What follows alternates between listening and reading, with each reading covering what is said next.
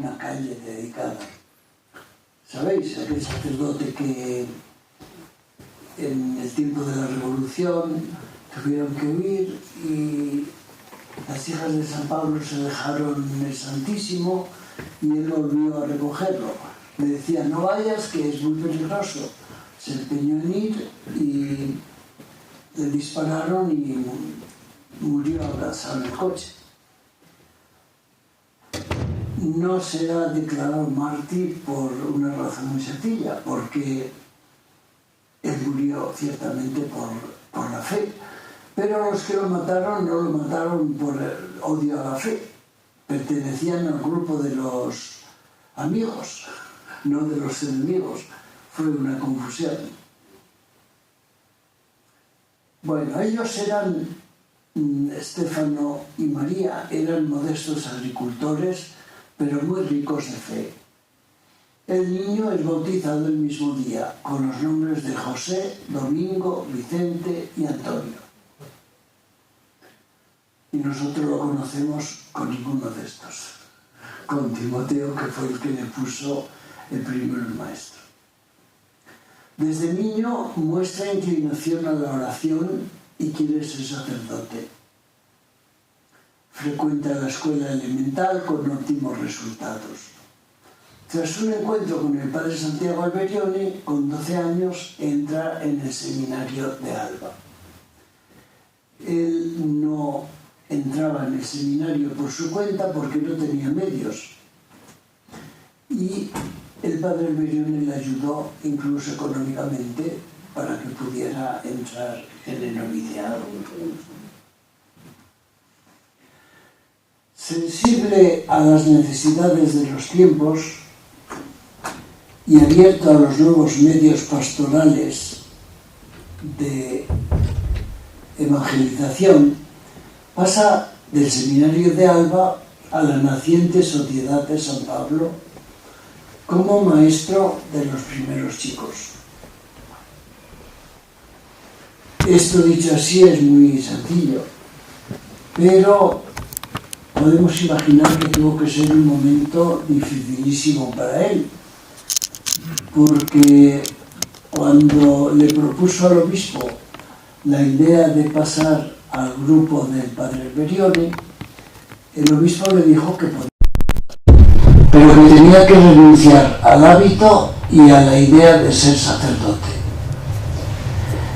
Era lo que a él más le ilusionaba. Entonces podemos imaginar lo que le costó dar este paso, pero lo dio. Luego fue el mismo obispo el que lo ordenó. Con el nombre religioso de Timoteo es ordenado sacerdote por Monseñor Francisco Re el 19 de octubre de 1919. 19 de octubre es el motivo por el que ahora se celebra su memoria ese día. Es el primer sacerdote de la Sociedad de San Pablo. El padre Alberione se preocupa por comunicarle, alimentar y madurar en él el espíritu paulino. Y es que está destinado a ser el atento guardián del patrimonio espiritual de la nueva institución, el portavoz transparente de la mente del fundador. Naturalmente, el fundador tenía mucho interés en que se formara bien porque era el formador. Entonces, difícilmente uno puede formar si no está formado.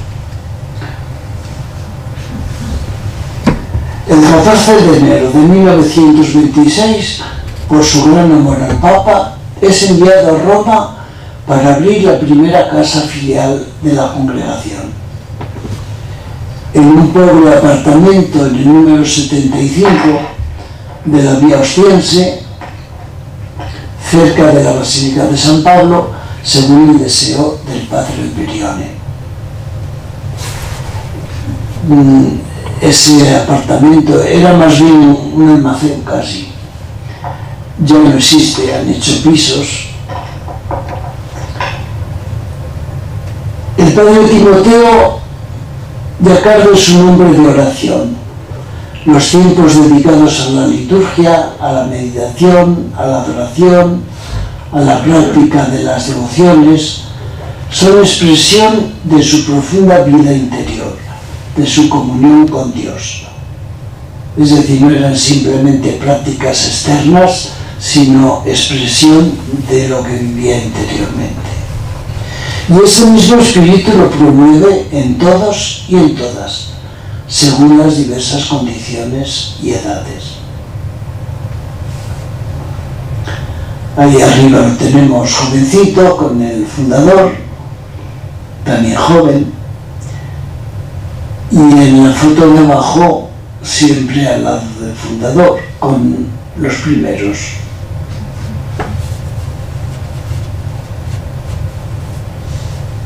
El que está en la otra parte es el padre Costa.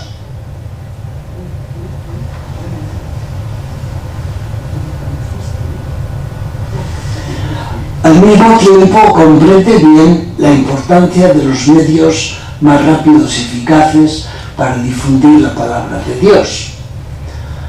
Adquiere un terreno de los padres benedictinos cerca de la Basílica de San Pablo para tener una morada estable en Roma. El terreno que pertenecía a la Basílica de San Pablo en aquel tiempo se llamaba Viña de San Pablo. Lo adquirió siendo abad el cardenal Schifter, que le ayudó muchísimo en todo, porque a cierto punto vio que todas las mañanas estaba él celebrando la misa con un grupito de muchachos y algunas chicas allí, y un día le preguntó que quiénes eran, y entonces sencillamente le respondió: hemos venido aquí a fundar. Y dice: pero ya tenéis permiso. No tenía nada. Entonces él les ayudó en todo, en todo. No sé cómo fue lo del terreno, si lo compró, si se lo regaló, pero seguramente le dio muchas facilidades, porque realmente se dio cuenta de que estaba ante una persona excepcional. En 1929 se instala una nueva y eficiente imprenta. Bien pronto instaló la imprenta donde se hacía precisamente un boletín que se llamaba La Voce di Roma, la voz de Roma. Para comprender, decidir y amar la vocación paulina, decide ejercer la profesión de periodista titulado. Tenía el título de periodista.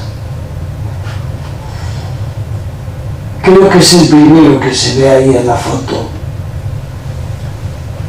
donde pone la Gazzetta d'Alba. Esto naturalmente se refiere a Alba. Escribe mucho, porque como fiel discípulo del padre Alberione está profundamente convencido de que la prensa multiplica las voces que hablan, los corazones que escuchan, los países que oyen. En las revistas que se imprimen en Alba y Roma se encuentra con frecuencia su firma. En 1936 regresa a Alba como superior de la Casa Madre, donde poco a poco renueva toda la maquinaria y organiza y relanza la difusión.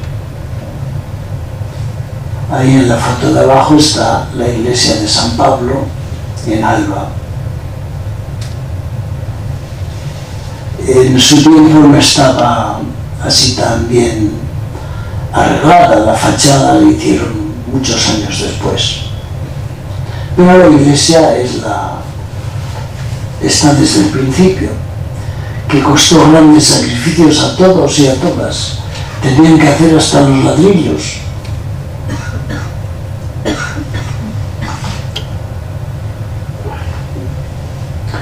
dócil y obediente al carisma del fundador, el beato Timoteo es fiel a las palabras y a los deseos del padre Alberione, aún no comprendiendo todo, dice el fundador, desde el primer momento, en la misión de dar vida y acompañar a los varios institutos paulinos. Es importante esto, obediente aún no comprendiendo todo, porque podemos imaginar lo que le costó también cambiar esta mentalidad del seminario a la mentalidad del grupo del padre Alberione. Y el fundador tuvo que hacer muchos esfuerzos para ir cambiándolo y haciéndole comprender. Él estaba preparándose para la vida parroquial y de repente pasó a esta otra mentalidad completamente distinta de la pastoral mediática. Entonces es normal que no comprendiera todo desde el primer momento. Conoce en la oración que el camino de la santidad para él tiene que consistir en la práctica de la obediencia, que expresa el amor en el que se consuma la santidad de su vida. Luego veremos una frase maravillosa en la que él expresa sencillamente, pero al mismo tiempo profundamente, cómo llegó a entender esta obediencia que consistió para él siempre en ser el segundo, porque el primero era el fundador, él era el segundo. Y dice que comprendió que su misión era acoger y transmitir. Y esto lo hizo de una forma maravillosa. Colaborador fidelísimo del fundador, se prodiga sin descanso por las congregaciones paulinas, que lleva en brazos en su nacimiento, es una frase del fundador, encaminándolas a una profunda vida interior y a los respectivos modernos apostolados. Influyó mucho en las primeras congregaciones paulinas, las hijas de San Pablo, las pías discípulas, fue profesor de los primeros y de las primeras, y las pías discípulas saben muy bien cómo ofreció su vida por la existencia de la congregación. Lo veremos más adelante. Ahí está la Basílica de San Pablo arriba, en el centro la primera casa de Roma, que fue la que mandó hacer él, que existe todavía, es donde está la enfermería ahora. Y abajo la Basílica de San Pedro. Una frase del fundador: primero en Roma, luego en Alba, más tarde de nuevo en Roma, como vicario general, Timoteo Giacardo en la familia paulina fue siempre el corazón y el alma. Inmensa gratitud le deben conmigo todos, como todos se sabían amados por él. Puede decirse que fue siempre vicario, de hecho. Ciertamente yo me fiaba más de él que de mí, y estoy contento de haberlo demostrado ante nuestros venerados superiores.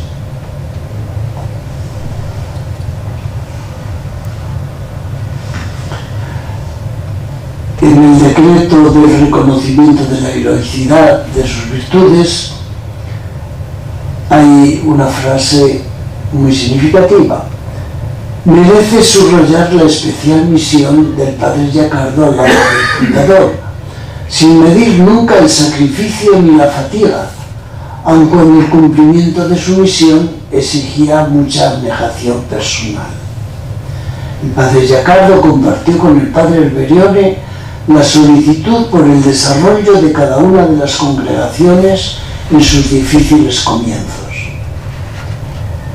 Ahora nos resulta un poco difícil imaginar esto, ¿no? Pero cuánto tuvo que sufrir al principio, sin tener claro el objetivo siquiera, o más bien teniendo claro el objetivo, pero nada en absoluto los medios.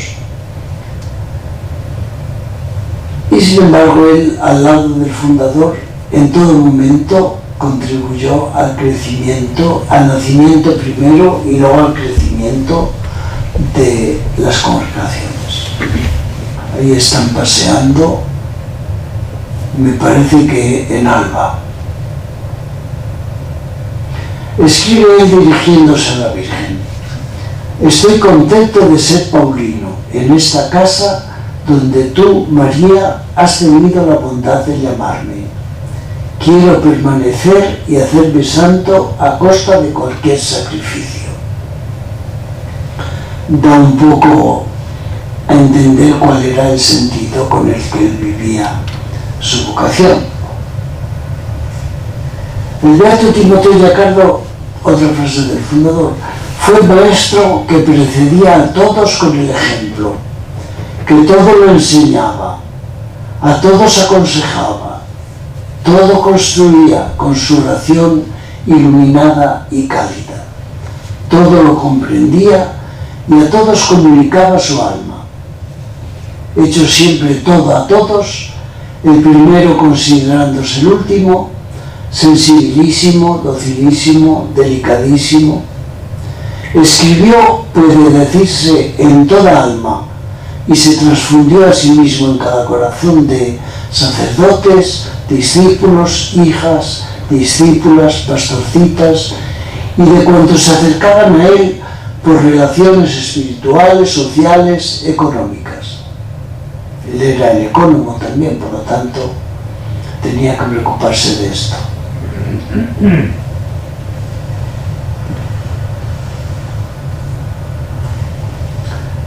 Ofrece la vida para que sea reconocida en la Iglesia la congregación de las pías discípulas del Divino Maestro.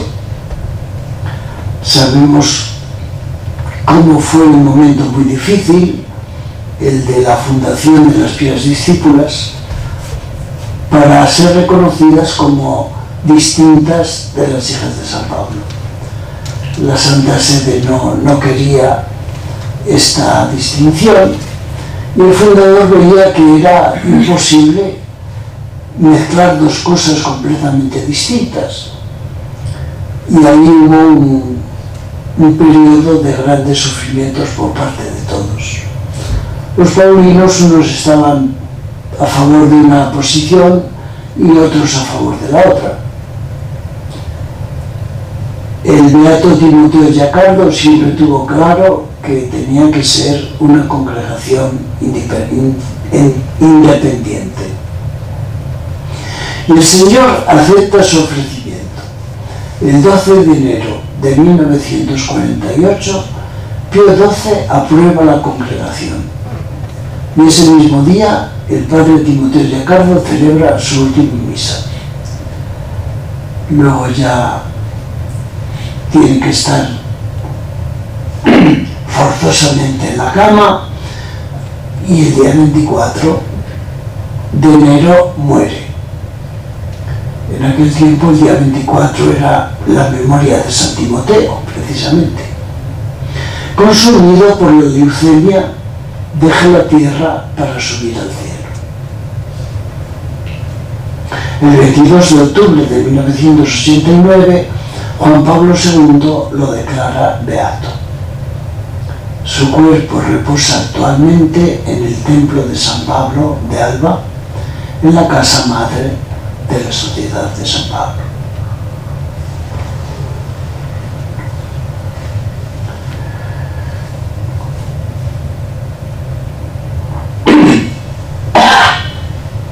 Vemos ahora algunas características de su persona que lo hacen actual.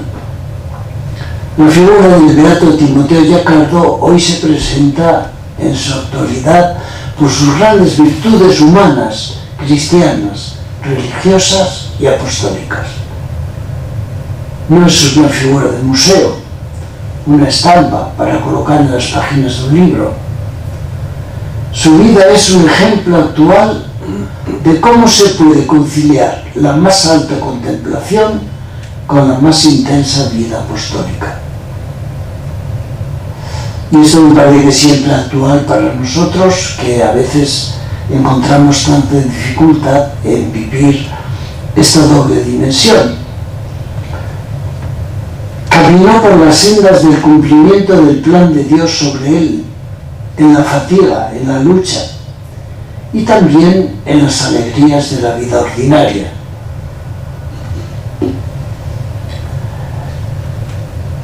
Vivió una profunda humildad.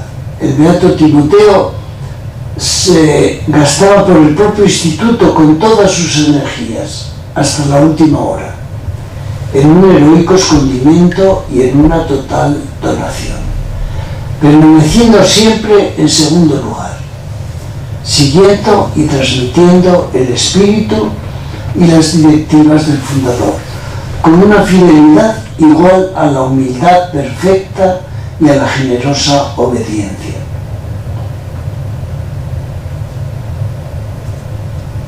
Él era inteligente, entonces podemos imaginar que a veces veía las cosas de manera distinta de cómo las veía el fundador.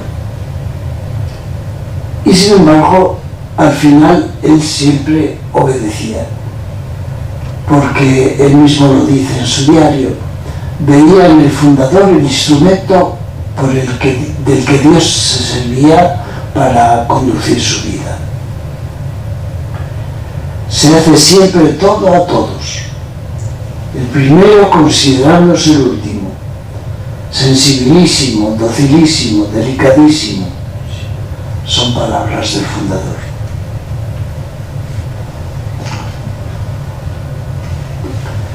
Esa fidelidad lo lleva a comprender hasta el fondo el carisma del fundador y la dimensión sacerdotal de la nueva forma de evangelización con los instrumentos de comunicación social. Repito que tuvo que ser para él muy difícil este cambio de la mentalidad de la pastoral directa a la pastoral instrumental. Pero llegó a comprenderla de tal forma que lo expresa de 1000 formas. Un ejemplo lo tenemos aquí.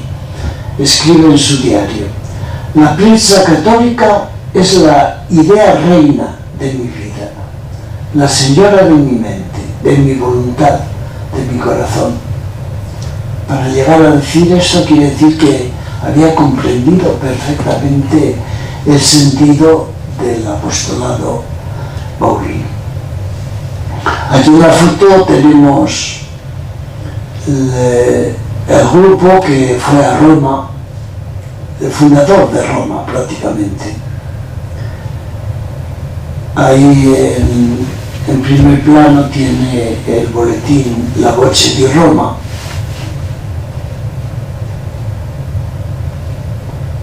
Los que lo acompañan no recuerdo exactamente quiénes son. El sacerdote de la derecha me parece que es don Rolfo, pero no estoy seguro.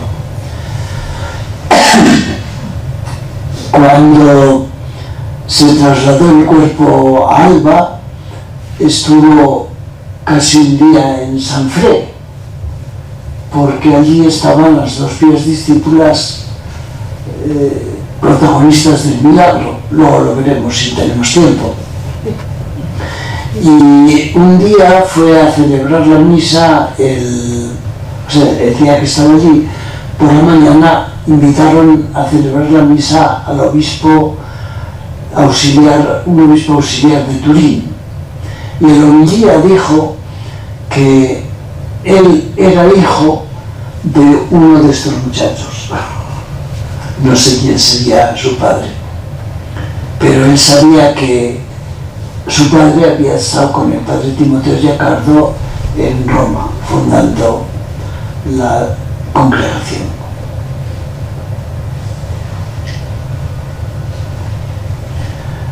Modelo e intercesor.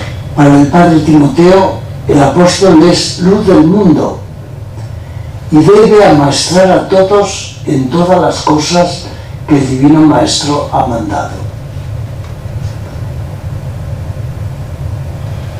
Son palabras suyas. La proliferación de los medios de comunicación constituye una cultura nueva que necesita ser evangelizada. En nuestro tiempo ya no son medios aislados, sino que realmente constituyen una cultura. Ya todos lo aceptan.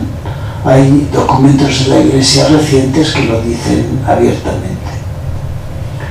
Y es importante contar con un intercesor como el Beato Timoteo, que aunque con modalidades diversas, porque han pasado muchos años, gasta toda su energía en la misión de la evangelización, en la comunicación y con la comunicación.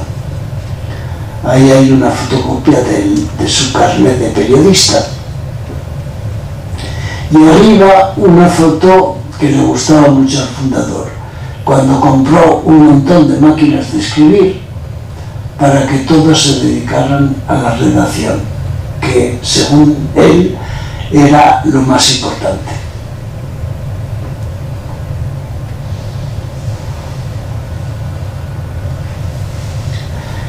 El Beato Timoteo se presenta como hombre interior y hombre de acción, ya lo hemos visto antes. Su santidad es una santidad al alcance de todos, por la riqueza de valores modernos y universales. Puede ser guía para todos los componentes del pueblo de Dios, desde los sacerdotes y religiosos hasta los padres de familia, los niños y adolescentes, los jóvenes y los ancianos, los que viven apartados del mundo y quienes viven en el ajetreo de las actividades comerciales, políticas, sindicales o de los medios de comunicación. Ahí lo vemos con un grupo de cooperadores.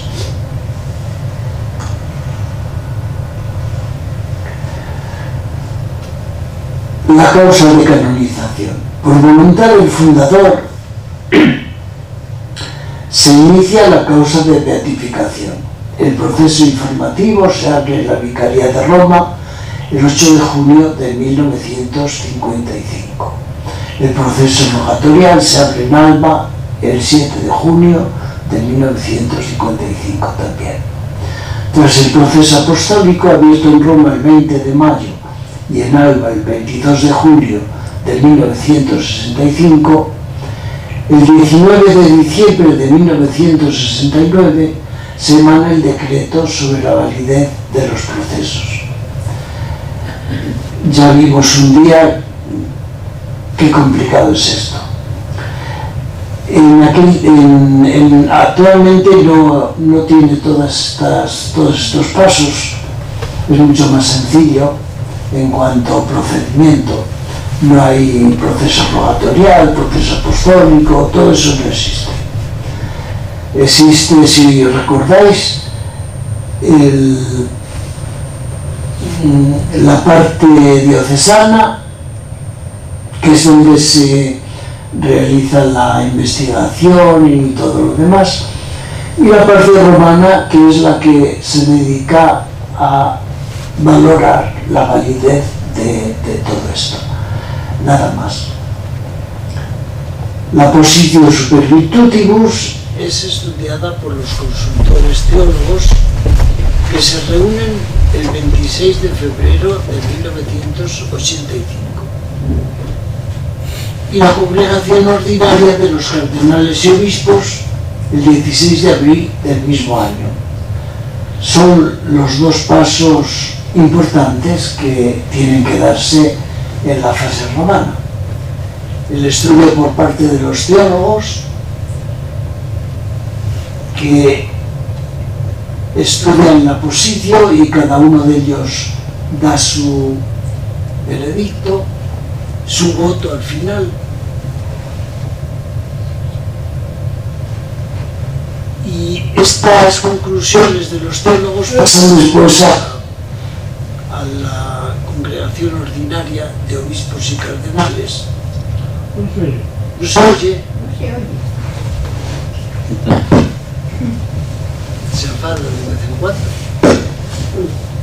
No sé cuál será el motivo. Lo malo es que no tenemos...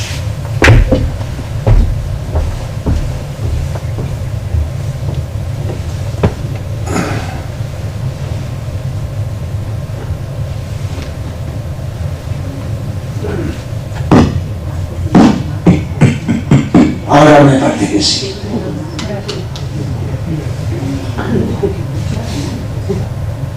Cuando los consultores teólogos han hecho ya su estudio y han tomado su decisión, esto pasa a la congregación ordinaria de los obispos y cardenales, que son los que se pronuncian definitivamente sobre el contenido de la posición, que es la que reúne toda la documentación.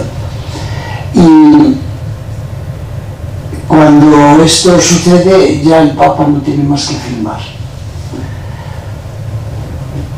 Pues esta congregación ordinaria de los cardenales y obispos tuvo lugar el 16 de abril del 1985. Se toma en consideración un hecho prodigioso de curación de la hermana María Luciana Lazzarini, ahí la de la izquierda de la foto, pia discípula del Divino Maestro, ocurrido muchos años antes, gracias sobre todo a la presencia del médico que la atendió, ese que está saludando al Papa, ya anciano, pero con una extraordinaria lucidez de mente y de memoria. Es casi un milagro que se pudiera reconocer como un milagro este suceso, porque habían pasado muchísimos años. Entonces, cuando se pusieron a estudiarlo, ya no existía ni siquiera el hospital donde la curaron. Por suerte existía el médico, un japonés, naturalmente, porque fue en Japón, ahora no recuerdo el nombre, después hizo católico, y gracias a él se pudo llevar adelante la comprobación del milagro que permitió que Timoteo Giacardo fuera declarado beato. Luego, si queréis, hablamos del milagro porque es muy interesante. Ese obispo que se ve ahí es el que decía antes, auxiliar de Turín, que es hijo de uno de aquellos muchachos. Y aquí en la fotografía está Sor Luciana en el centro, y al lado la Madre Pía, que era la superiora en aquel tiempo en la casa de Japón. Y ahí está la imagen de Timoteo Giacardo tal como se ve ahora en Alba.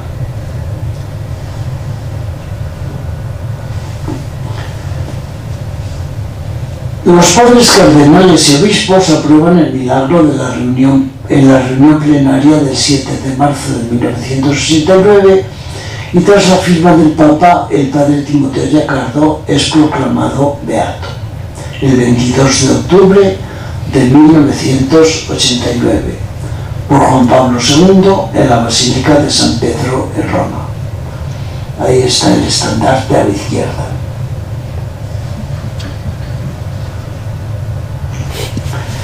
En la homilía el Papa afirmó: es precisamente en la misión de una iglesia injertada en nuestro tiempo, en el que tanta importancia han adquirido las estructuras y los medios de comunicación, cuando ha suscitado en Timoteo Giacardo la voluntad de ponerse radicalmente al servicio de la palabra mediante la prensa y todas las nuevas vías de la transmisión de las ideas. Timoteo Giacardo, primer discípulo del padre Alberione, interpretó la fidelidad a la propia vocación sacerdotal, asumiendo el encargo de trabajar por un anuncio que alcanzase mediante la prensa una difusión cada vez más vasta e incisiva entre los hermanos. Ahí hay una escena de la beatificación. En el fondo me parece que se ve la estatua de Santa Elena en la Basílica de San Pedro. Su memoria está fijada en Martyrologium Romanum el 24 de enero, día de su muerte, mientras en el calendario de la familia Paulina se recuerda el 19 de octubre, aniversario de su ordenación sacerdotal. Cuando el Papa dijo cuándo se celebraría su fiesta, dijo precisamente el 24 de enero, pero luego la fijaron el 22 de octubre, porque era el día de la beatificación. Pero unos años después coincidió con la de Juan Pablo II, y entonces, pensando que celebrando la memoria de Juan Pablo II, la del Beato Timoteo iba a quedar olvidada, se pidió a la congregación del culto que la cambiara para otro día. Estaba entonces de prefecto el cardenal, ¿cómo se llama?, el que fue arzobispo de Valencia después, Cañizares. Y muy abierto, fue él el que estuvo de acuerdo, sugirió precisamente esta, que es el aniversario de su ordenación, que tiene mucho sentido porque al ser el primer sacerdote paulino, pues es un día importante para él y por lo tanto también para nosotros.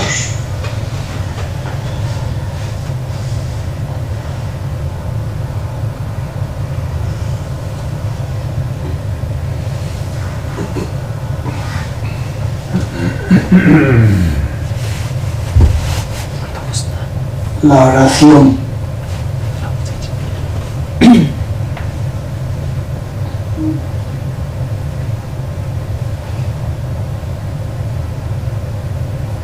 Santísima Trinidad, que concediste al Beato Timoteo Giacardo el don de vivir heroicamente el seguimiento de Cristo con el espíritu del apóstol San Pablo, bajo la mirada de María, Reina de los Apóstoles, y lo quisiste unir al carisma del Beato Santiago Alberione como primer sacerdote y fidelísimo discípulo suyo. Te ruego que lo glorifiques en la tierra, concediéndome la gracia que ahora te pido. Y tú, Beato Timoteo, acompaña mi humilde plegaria con tu poderosa intercesión, para que los instrumentos de comunicación social promuevan siempre el bien y contribuyan en dar a conocer, amar y seguir a Jesús Maestro, camino, verdad y vida.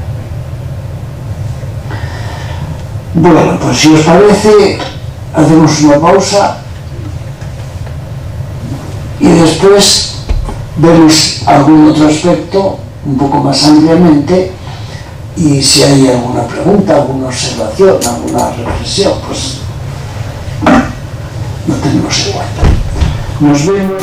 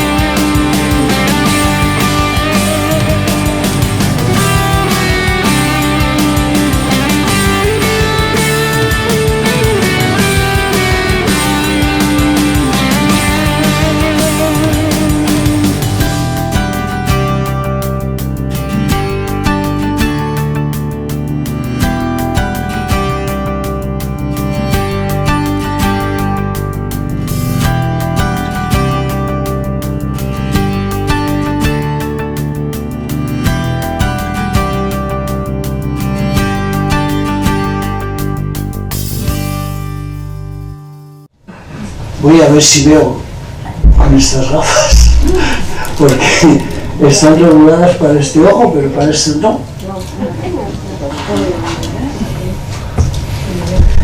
Sobre la biografía, no sé si queréis decir algo. Libremente, cuando queráis, podéis intervenir y decir lo que os parezca, en cualquier momento.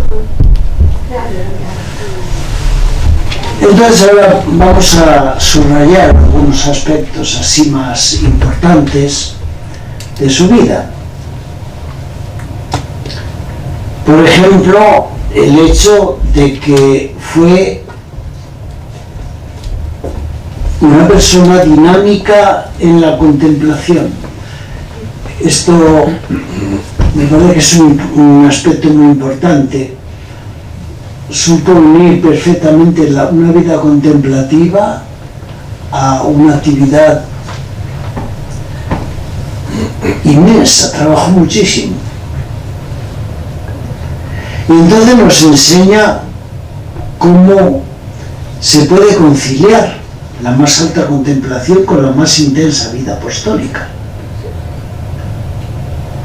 Efectivamente, las abundantes prácticas de devoción era expresión de su profunda vida interior, de comunión con Dios que había alcanzado. Y ese mismo espíritu, vimos antes ya, lo promovió en todos y en todas, de manera apropiada a las diferentes condiciones de situación y edad. Pero al mismo tiempo había comprendido la importancia de utilizar los medios más rápidos y eficaces, la frase típica del fundador, para defender y difundir la palabra de Dios. Se fue.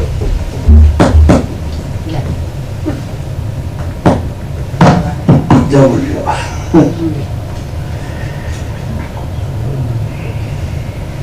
Y él escribía continuamente para la Gaceta de Alba, Vita Pastorale, Unione Cooperatori Buona Stampa.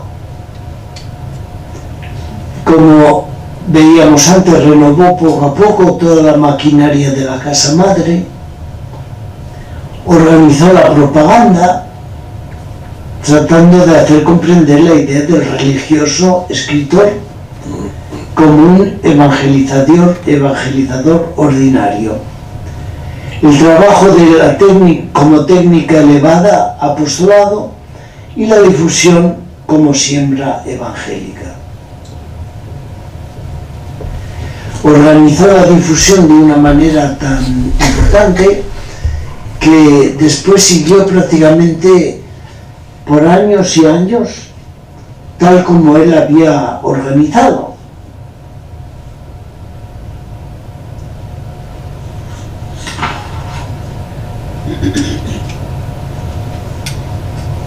Ya hemos visto que una característica importante de su vida es la docilidad, la obediencia a las palabras y deseos del fundador. Veíamos, aún no comprendiendo todo desde el primer momento, en la misión de dar vida y acompañar a las diversas congregaciones paulinas. Esto es un tema que se mantiene en secreto, por lo tanto no se habla de ello, pero entre nosotros podemos decirlo. En la posición de la vida en las virtudes, que luego examinaron los teólogos, hubo uno que no votó sí, sino, ¿cómo se llama?, un voto suspensivo, y da la explicación en su relación. Dice que no acaba de estar convencido de que su obediencia no fuera una especie de servilismo con respecto al fundador. Y entonces su voto era suspensivo, se llama. Los demás vieron claro que realmente obedecía por virtud, no por espíritu de sumisión.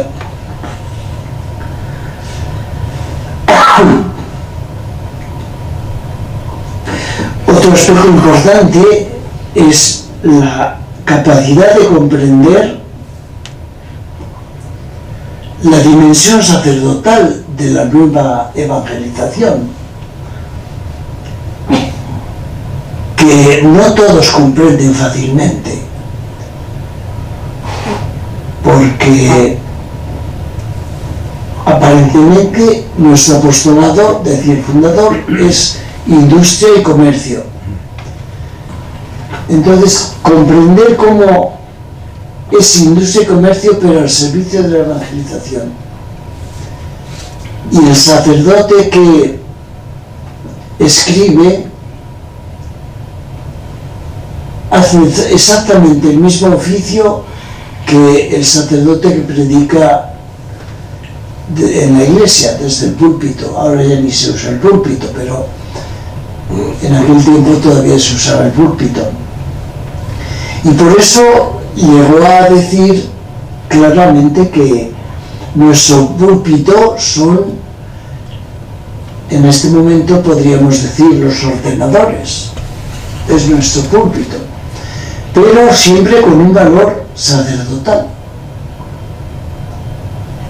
Y él siempre quiso que nuestra congregación fuera clerical en este sentido, porque nuestra predicación instrumental tiene el mismo valor que la predicación directa y viene a través del orden desde los apóstoles hasta nuestros días.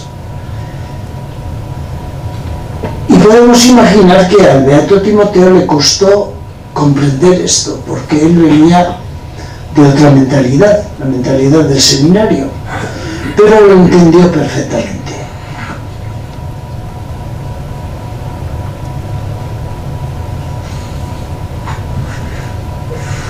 Fue un auténtico maestro, lo llamaban el señor maestro, muy consciente de su papel de educador, abierto a las más modernas intuiciones pedagógicas sobre la formación de la personalidad, con un método fuerte y suave al mismo tiempo.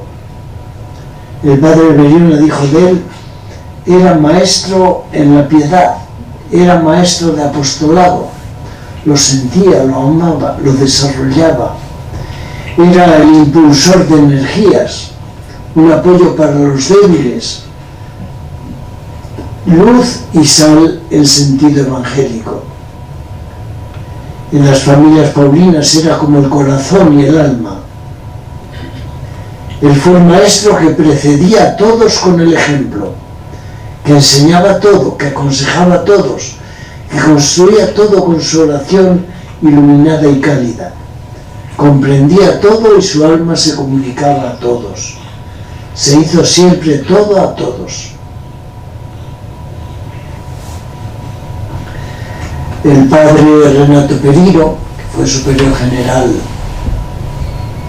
el tercer sucesor del padre Alberione, escribía en una ocasión: el beato Giacardo es el primer sacerdote paulino que ha realizado plenamente la previsión de nuestro fundador.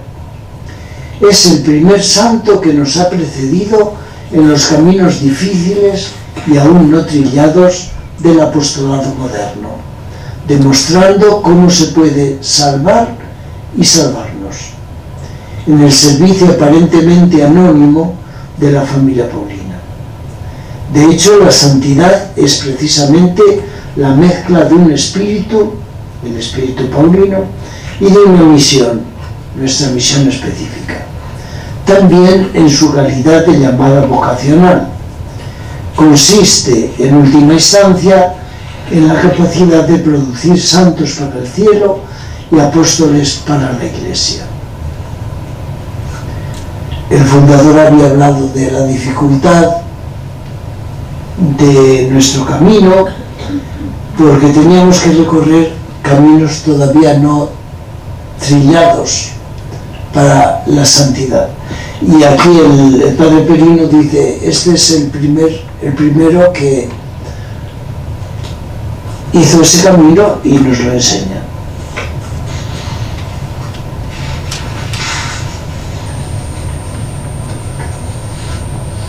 En resumen, en estos tiempos en los que vivimos cierta esquizofrenia y desintegración de la personalidad,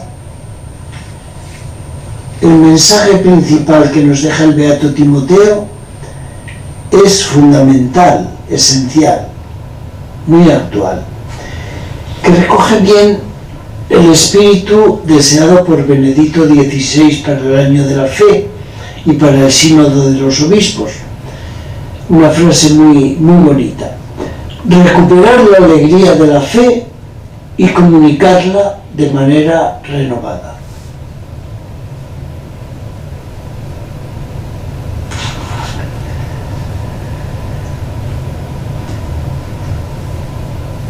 Sabemos cuánto le costó al joven Giacardo la fidelidad a la vocación paulina. Al principio, la renuncia impuesta por el obispo como condición a lo que más había deseado en el mundo, ser sacerdote. Luego, el paso de la mentalidad del seminario al estilo bien diferente del grupo del padre Alberione, donde también había de trabajar. Esta dificultad se ve perfectamente leyendo el diario, y vemos cómo en algún momento tuvo tentación de volver al otro estilo. Entonces el fundador lo ponía en regla. Y todo eso se recoge muy bien en el diario, que es una obra maravillosa. Desgraciadamente no está en español, pero bueno, a ver si algún día se logra hacer. Pero ahí se ve muy bien todo este forcejeo interior que tuvo que hacer para llegar a donde llegó.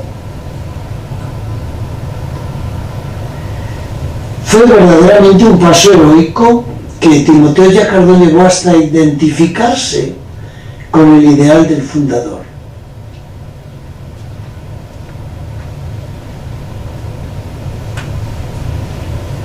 Y es necesario que fijemos nuestra mirada en el beato como evangelizador, como apóstol de la comunicación,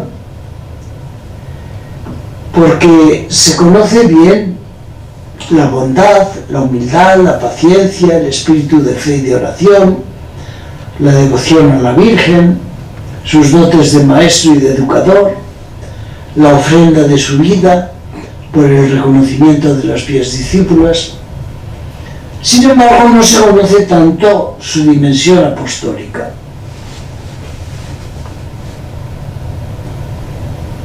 Recuerdo que una vez tenía que hacer la homilía en el día de su memoria y me hacía esta pregunta: ¿a qué se debe el que no se conozca esta dimensión del beato, la dimensión apostólica? Casi como si el título que a veces se le atribuye de apóstol de la comunicación social fuera así un regalo que se le hacía, porque incluso en las biografías que existen este aspecto queda como un poco pasado por alto, y así se ha difundido una imagen del beato que no corresponde realmente a la figura del gran apóstol moderno, de un hombre de Dios consagrado a la difusión del Evangelio a través de los medios de comunicación social.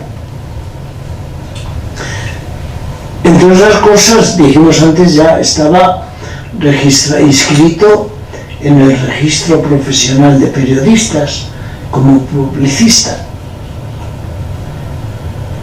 Pues la razón podría ser triple. Yo pensé en las dos primeras, que os digo ahora. La primera es que en los testimonios recogidos para la beatificación, pues se sigue un interrogatorio, un patrón común para todos, y esa dimensión pues no aparece muy frecuente, así muy subrayada. Entonces hacen preguntas sobre las virtudes teologales, las virtudes cardinales, las virtudes religiosas, pero la parte apostólica no queda muy subrayada. Entonces, quien se basa para una biografía en esos datos de los testimonios, pues no tiene muchos elementos para subrayar esa dimensión. Otra clave, que yo creo que nos la ofrece el mismo fundador cuando afirma que el padre Giacardo fue también maestro de apostolado, que lo sentía, lo amaba, lo desarrollaba, casi sin que se notara, dice. Entonces, yo creo que este casi sin que se notara es otra explicación. Hacía cosas, pero ni se notaban. Entonces, pasan desapercibidas para la mayoría. Al acabar la misa, se me acercó don Monge, que muchos conocéis, y me dijo, pues yo creo que la razón es otra, o por lo menos una más. Y es que se le conoce sobre todo a través del diario, y el diario es algo íntimo, donde se expresan los sentimientos, pero no las actividades. Y entonces, como lo conocemos a través de esto, pues el otro aspecto queda un poco relegado. Y efectivamente, pensándolo bien, yo creo que esto tuvo gran importancia en esta visión que hay muy generalizada del beato. No sé qué os parece a vosotros, o si hay alguna más, pero yo creo que estas tres son bastante significativas.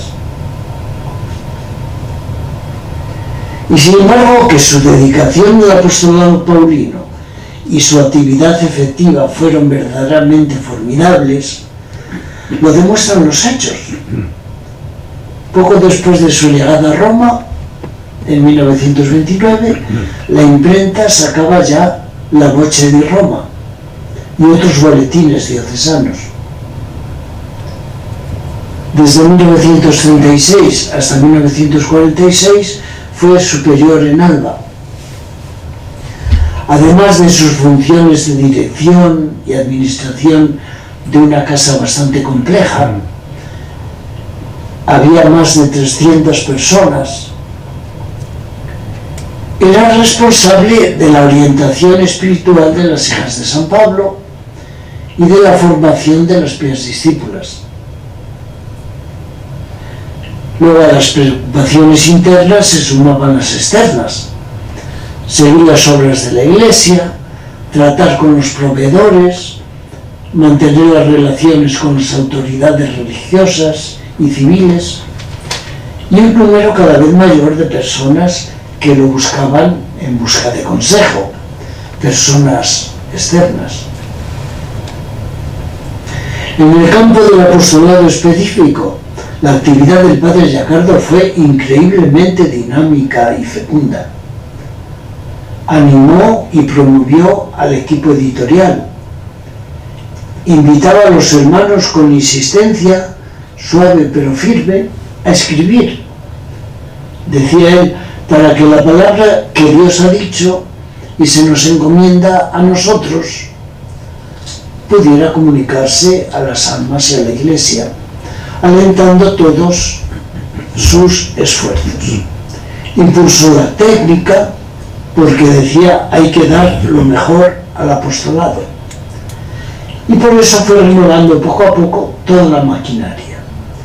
adquiriendo más de 25 máquinas nuevas en Alba, reorganizando y potenciando los departamentos de composición, impresión, edición y envíos con medios cada vez más modernos. Al mismo tiempo cuidaba la propaganda, no queriendo que después de que otros habían escrito e impreso, la palabra quedara prisionera en el almacén o en las librerías. Para coordinar el sector prensa-propaganda fundó la Oficina de Ediciones, que, repito, siguió funcionando por muchísimos años, tal como él había fundado. Y afirmaba: el apostolado de las ediciones debe iluminar todos los apostolados, sostenerlos todos, animarlos todos, abrazarlos todos, ejercitarlos todos con sus apóstoles. Estos deben ser la gloria de Jesucristo. Por eso los apóstoles de las ediciones deben vivir todo Jesucristo, camino, verdad y vida, como vive en la Iglesia. Y todo esto en el espíritu de San Pablo, que decía que no basta gastarse, sino que hay que supergastarse por el apostolado. Y para el padre Iberione, el apostolado constituye la prueba comprobada y diaria del verdadero amor a Dios y a las almas. La vida del beato Timoteo fue una lección práctica y continua de esta verdad. En el prefacio al libro del padre Lamera, Lo Spirito di Don Giacardo, el fundador escribe: la santidad de un alma consiste en vivir plenamente el Evangelio, como lo expresa generalmente San Pablo: vivir en Cristo, vivir con perfección los dos preceptos de la caridad. Y tras haber afirmado que esto se puede lograr de diferentes maneras y con variedad de matices, asegura que el espíritu y el apostolado de Timoteo Giacardo fueron paulinos. Pensó en el Maestro Divino según San Pablo, lo siguió en el espíritu de San Pablo, le rezó y lo amó según San Pablo.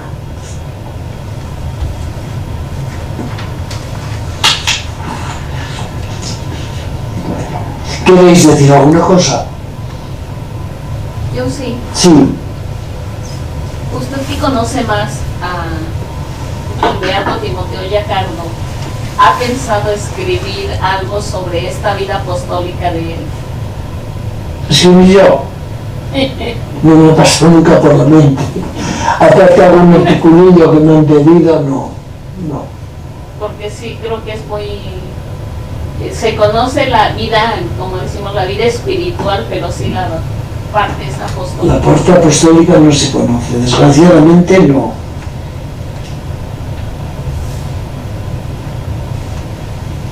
Iba a decir una frase que me dijo una vez un hermano, que ya no está vivo, pero no la digo. Porque... José,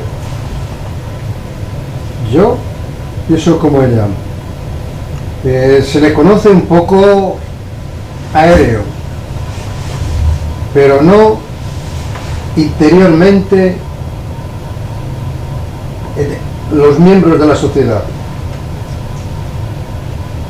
Apostólicamente, para los miembros ha habido poca información, por lo menos lo que yo conozco, sobre el beato Timoteo, y falta esa formación apostólica para que nos vayamos dando cuenta, aunque ya es tarde, pero todos los que están trabajando con nosotros, que sepan qué es los medios audiovisuales, las librerías, cómo hay que trabajar a voz del público, con el público. Falta esa información a todos, que él se puede copiar mucho de Timoteo, tanto como de Alberione. Estamos a oscuras. Es un pensamiento mío, además no lo sé. Estoy de acuerdo con lo que dices. Es muy poco conocida la familia Paulina, muy poco. Las primeras discípulos tienen un poquito más de devoción porque dio su vida por ellas, pero los demás lo tienen muy relegado, ¿no? Como si tuviera poca importancia. Y en cambio el fundador dice a cierto punto que quien quiera vivir la vida paulina tiene que fijarse en Timoteo Giacardo. Lo dice el fundador, como quien mejor acogió lo que él quería transmitir y lo vivió. Y entonces quien quiera ser buen paulino tiene que fijarse en el testimonio de Giacardo. Y sin embargo no es así.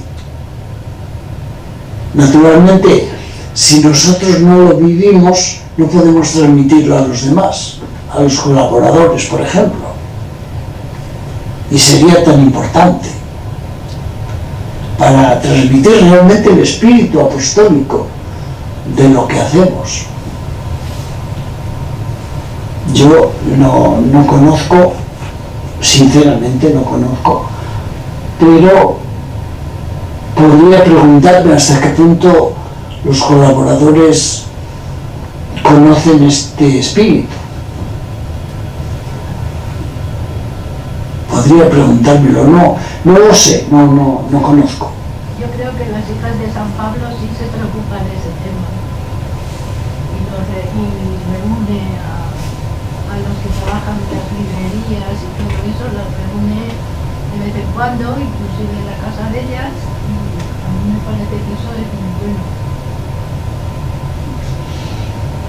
Yo me acuerdo que una vez le dije a Vicente, porque hablaba de reuniones a nivel de librería, le digo, cuando os reunís, habláis de cómo hay que tratar a la gente y cómo hay que servirles y todo eso en las librerías. Dice, no, solamente temas económicos y un poco más.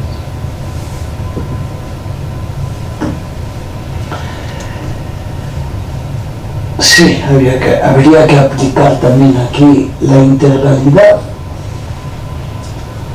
en la que tanto insistía el fundador. Todos los aspectos, todos. No solo algunos y los otros aislarlos, porque así no funciona la cosa.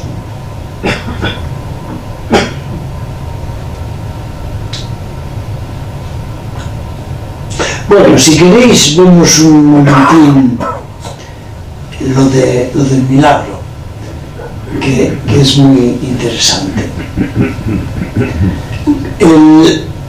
La causa de Timoteo Giacardo la promovió el fundador, fue el primero que insistió en que se abriera la causa. Y en el momento de presentar un milagro para que fuera reconocido y pudiera ser beatificado, pues se les ocurrió presentar esta curación de la hermana Luciana. Pero hacía muchísimos años que había sucedido, no era ni siquiera siervo de Dios ni nada, hacía poco que había muerto. Y entonces fue bastante laborioso y bastante difícil. Pero el hecho fue que había ido esta Luciana Lazzarini, la habían mandado a Japón para organizar un poco el apostolado vocacional allí en Japón. Era joven y entusiasta y pensaron que podía hacer bien esta labor. Y apenas llevaba allí un poquito de tiempo, se puso enferma.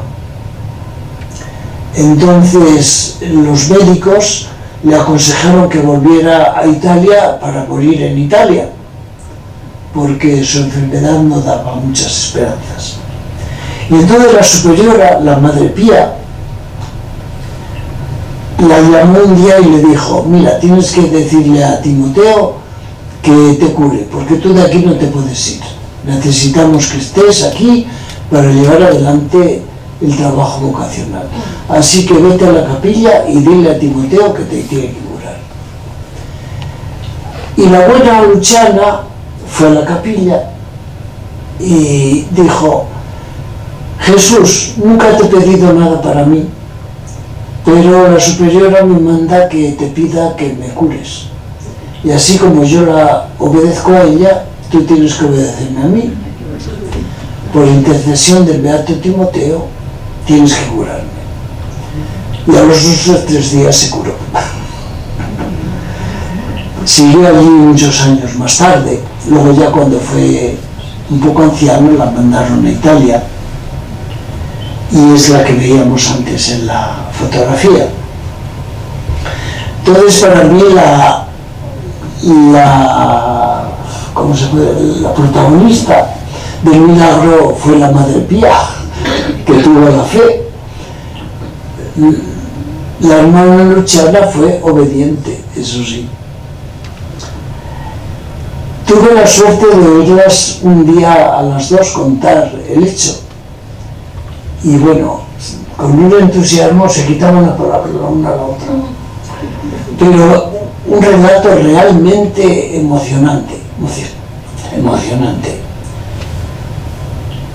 Una vez que fui con un grupo allí a San Fre, estaban ellas vivas todavía y lo contaron entre las 2. Pero muy bonito. Pero después, un hecho tan interesante, había que probarlo, porque en la congregación de los santos exigen que todo se pruebe, absolutamente todo.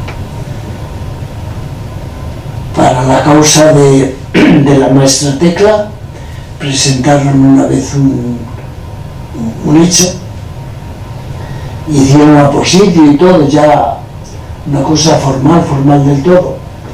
Pero cuando pasó al estudio de los médicos, dijeron que faltaba un documento, y por ese documento no fue adelante. Entonces no sirvió para nada todo ese trabajo. Son muy exigentes en esto. Hay que presentar todo. Por eso hace poco me llamó de Italia una señora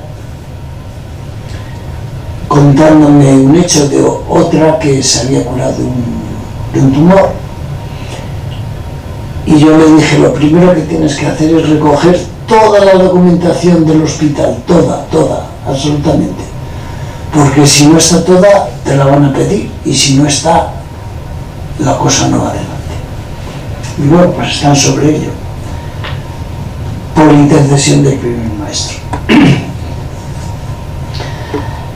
Entonces, como decía antes, cuando se pusieron a investigar sobre el milagro, sobre el hecho extraordinario, no se puede llamar milagro hasta que no lo aprueban los cardenales, pues fueron a Japón y no existía el hospital donde lo habían curado. Entonces era casi imposible probarlo, pero dieron con este médico y gracias a él la cosa fue adelante y llegó la aprobación del milagro. En la beatificación del beato Timoteo estaba presente este médico, no me acuerdo del nombre porque es japonés, que se había hecho católico después.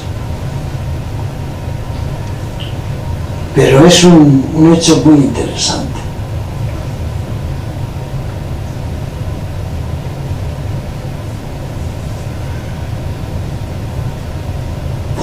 En su pueblo, en Arzole, le tienen una devoción grandísima. En la iglesia han hecho un altar dedicado a él. Estaba en una foto, pero seguramente pasó desapercibida porque no se hablaba nada de eso. Pero tiene una devoción grandísima. Cuando se trasladó el cuerpo de Roma a Alba, estuvo un mes en Arzole. Y bueno, pues allí un sobrino de él me decía que había habido auténticas conversiones durante ese tiempo. Cuando llegó, estaba todo el pueblo esperándolo, todos los niños con banderitas y cosas, el obispo, cuando llegó a Narzole. Y después ya cuando se iba a Alba, pues había gente que lloraba y decía, ¿por qué no lo dejáis aquí? Realmente tienen una gran devoción. Hace 2 o 3 años llevaron una reliquia de esas que se llaman insignes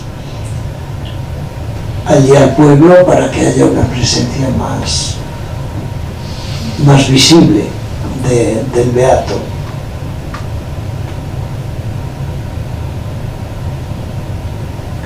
Y luego el ayuntamiento se interesó mucho y al lado de la iglesia parroquial había un local, lo compraron y han hecho un museo donde hay otras cosas también, pero hay una sala dedicada a él.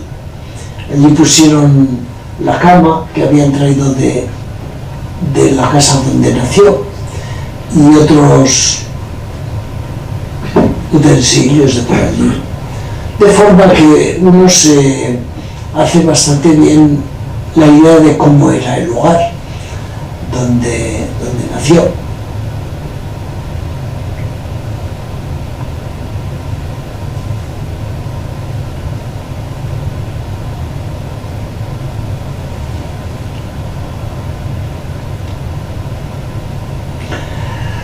Bueno, pues yo creo que la conclusión debería ser darle un poco más de cabida en nuestra vida al beato Timoteo,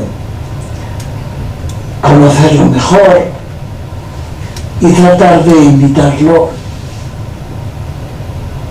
porque realmente yo creo que hay que tener en cuenta el consejo del fundador, que si queremos ser paulinos tenemos que fijarnos en él, porque él interpretó como nadie la idea del fundador,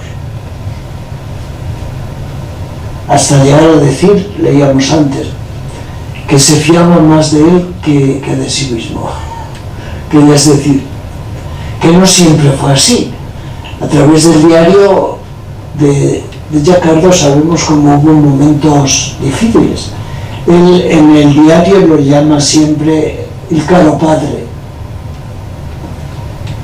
y hay unos cuantos días que no lo llama el caro padre, porque a cierto punto se ve que él se atrevió a meterse un poco más de lo debido en sus ideas, en la formación, y recibió una regañina del fundador, pero fuerte, ¿eh?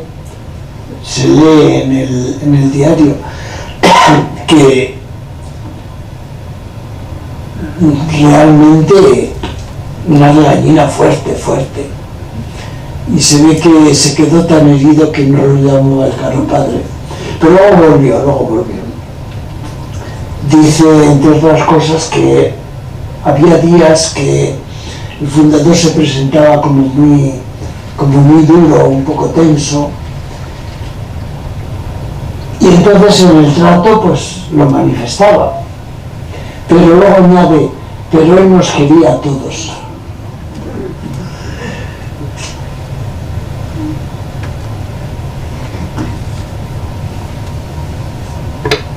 Nos da a ver, en el diario nos da a ver también el aspecto humano, ¿no? Que los santos no son seres sobrenaturales, son superhombres, no, son personas normales, como insiste mucho el Papa Francisco. Son personas normales, pero que se esfuerzan por vivir la voluntad de Dios, y ahí está.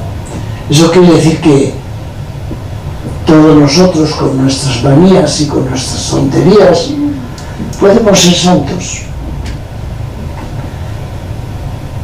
El beato Timoteo nos lo demuestra. Tengo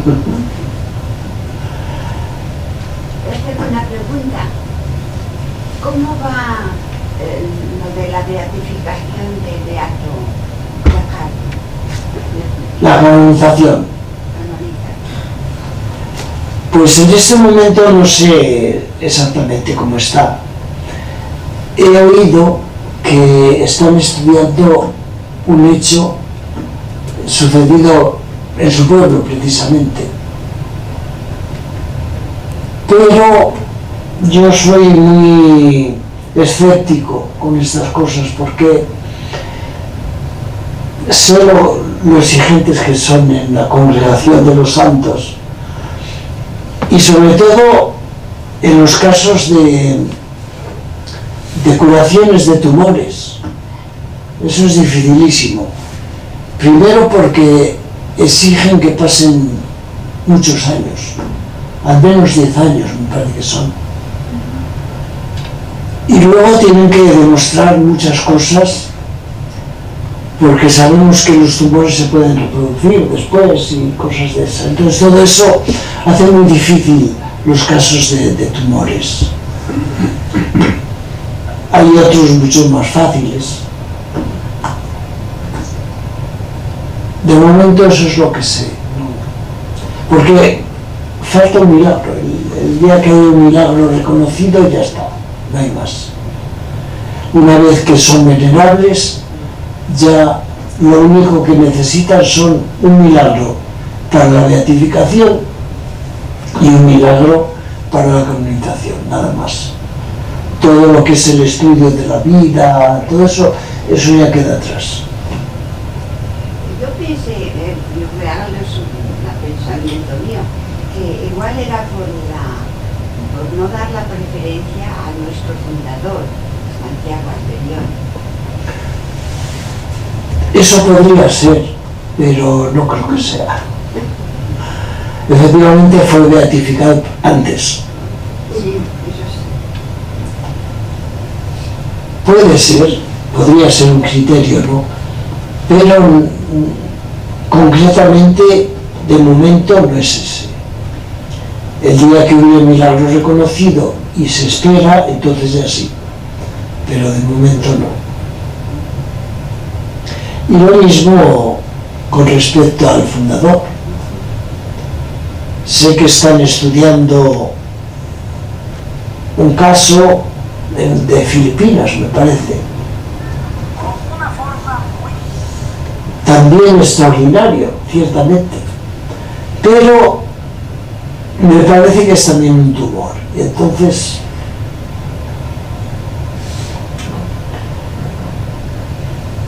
son distintos otros casos. Por ejemplo, hubo uno que no recuerdo de quién, era un catequista que fue un milagro de multiplicación, no de los panes como el Evangelio de hoy, sino de agua. No me acuerdo ni siquiera dónde fue, pero por ahí en un país de esos donde persiguen a los cristianos actualmente. Encerraron a un grupo de cristianos en la iglesia y allí los tuvieron una semana, no sé cuánto. Y después de estar fuera se dieron cuenta de que habían vivido por toda una semana y toda aquella gente solo con el agua bendita de la pila. Y entonces estudiaron el caso y llegaron a la conclusión de que había sido un milagro. O sea, solo con aquella poca agua habían tenido para todos durante todo aquel tiempo.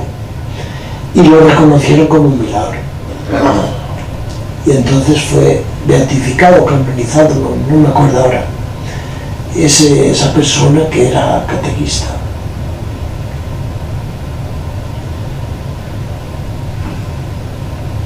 Esos casos son más fáciles de probar. Pero las enfermedades son difíciles.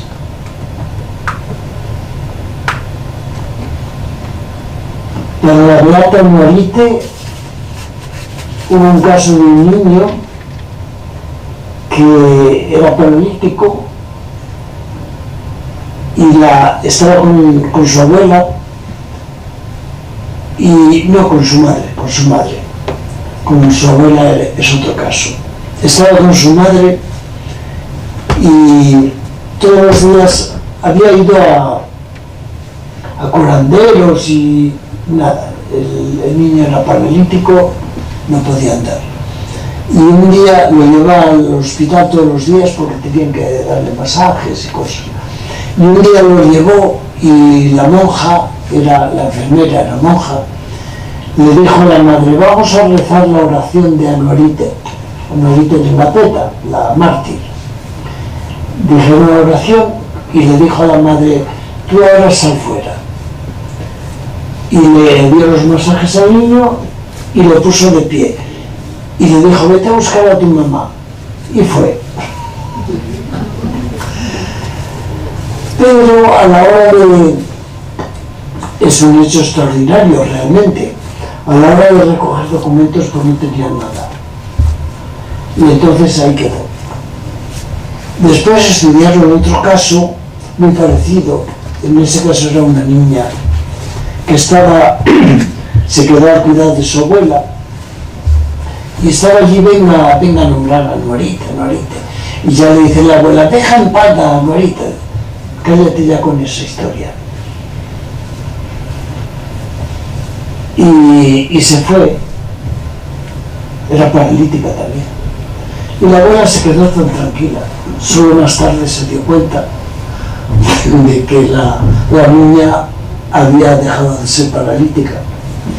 Y eso lo estudiaron seriamente en la diócesis. Cuando yo dejé ese tema, estaba terminando la fase diocesana. Se habían hecho un estudio serio, con documentos, testimonios, todo.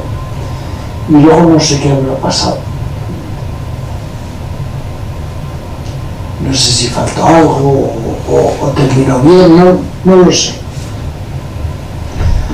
Porque los beatos no necesitan milagro para la beatificación, pero para la canonización sí.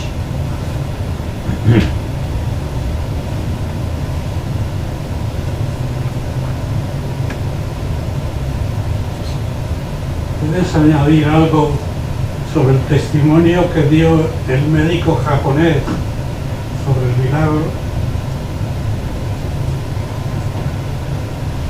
Realmente no sé nada, pero él como médico, pues supongo que explicó la situación de la hermana antes y cómo de repente dejó de estar enferma.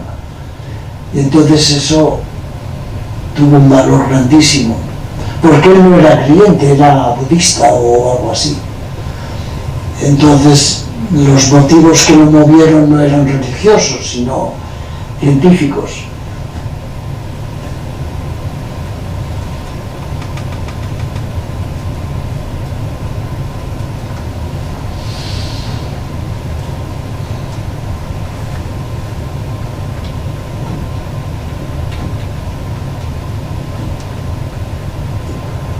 Bueno, terminamos.